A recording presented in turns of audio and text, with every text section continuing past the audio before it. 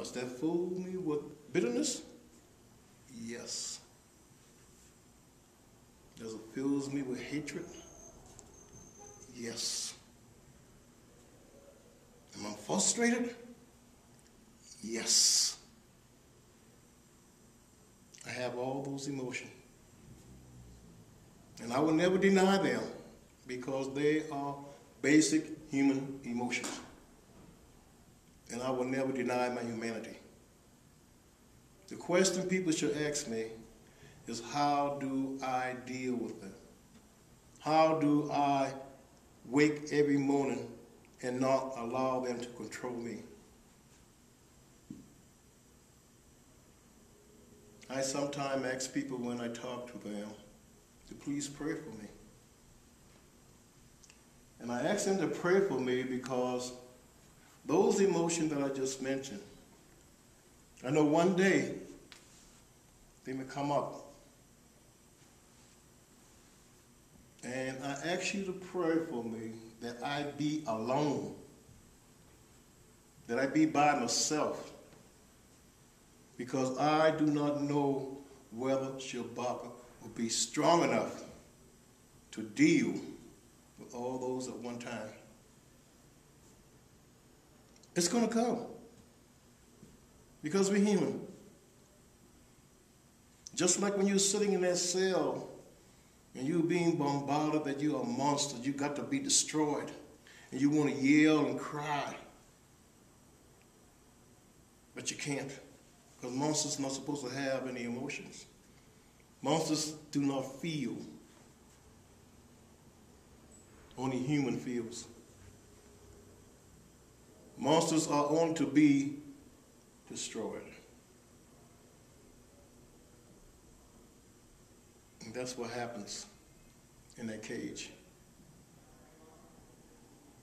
Your whole humanity is trying to be taken. Every day you are subject to all type of dehumanization. And each and every day you must rise above it. Every day you must find some strength to dig down deep to survive today. Everyone on death row during my time had their own way of surviving. Me, I chose the toothpaste tube. And people always ask me, what do you mean by the toothpaste tube?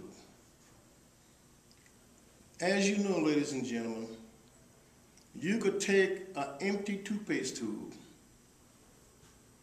and no matter how empty it is, how old it is, or how wrinkled it becomes, you squeeze it just right, something gonna come out every time.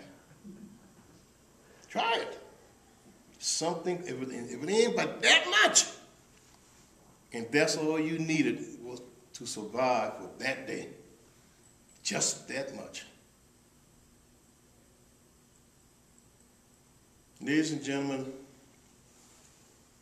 one like myself, we both know about victimization. You see, Florida have a two-stage system. Once a governor signs your death warrant and an execution date is set, you are removed from death row over to a place that we call Death Watch. And Death Watch is a little bigger cage, but what is unique about it is Death Watch is located exactly 30 feet from the electric chair. And you spend an average of 21 to 23 days in it. And there are only two ways out. One is the execution. Two, a pine box. There are no in-betweens. You spend an average of 21 to 23 days. And while you're in that cell, this is your cage right here. Right here where this gentleman is sitting here is a lieutenant.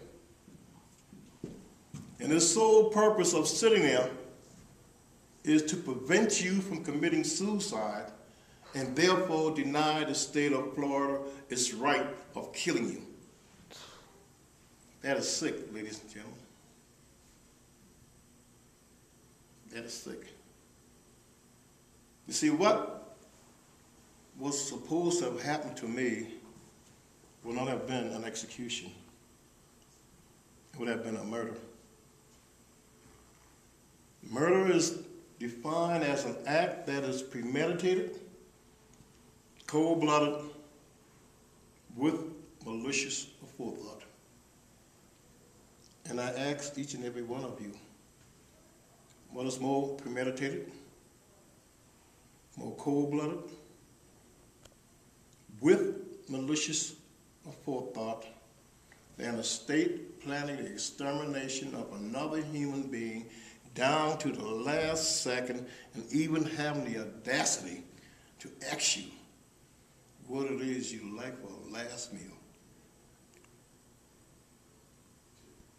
That is sick, ladies and gentlemen. The person they're trying to kill even haven't done that to their victims. But we in this society say it's the law. Because something is the law, ladies and gentlemen, does not make it right. Let me remind you that not too many years ago, slavery was the law in this country. It did not make it right. You females out here could not hold down certain jobs, was the law. It did not make it right. People of a rainbow color couldn't gather in a room as sisters and brothers, much less show love to them, was the law. It didn't make it right, ladies and gentlemen. Man make law. Man can change law. I don't care what no one thinks. They always say to me sometimes, Shabaka, you know, we can understand how you feel because of what happened to you. Boo, you don't understand how I feel. Don't insult me by pretending that you do. Ladies and gentlemen, we do not live in a colorblind society. 25, 30, it might have been 35 years ago, but I think it's like 25 or 30, that we just came on our own little apartheid system. And we still ain't out of it. All you got to do, look at our judicial system.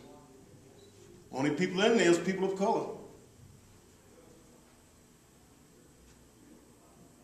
Look at your death row population. African American is the #1 homicide victims in this country. Hispanic American is the #2 homicide victim in this country. Yet, nobody is going to death row for killing Hispanics or African Americans. They're only going for killing white folks. Which says to me that white folks' lives are far more valuable than Hispanics and African Americans.